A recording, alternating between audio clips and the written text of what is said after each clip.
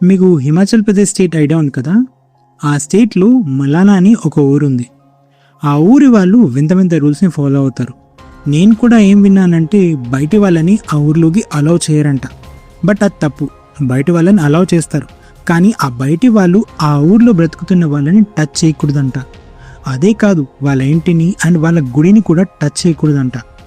In fact నేను ఒక video చూసాను. ఆ వీడియోలో ఏంటంటే ఒక అమ్మాయి ఆ ఊరికి ట్రెక్కింగ్కి వెళ్ళింది.